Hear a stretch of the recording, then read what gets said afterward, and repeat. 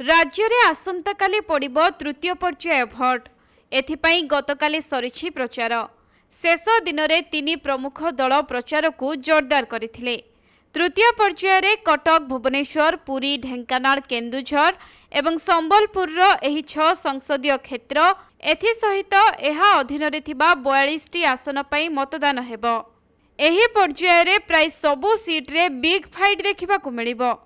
तेबे तृतीय पर्याय मतदान पई राज्य रे मोट 10,551 बूथ करा जायछि।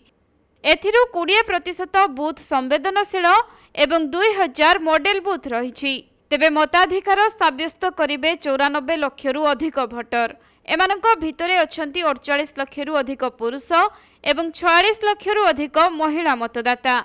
सेहिपरि 6 सांसदीय क्षेत्र पई रणांगना रे अछंती 64 जन प्रार्थी। 42 टी विधानसभा आसन पई भाग्य परीक्षा करुछंती 383 जन प्रार्थी।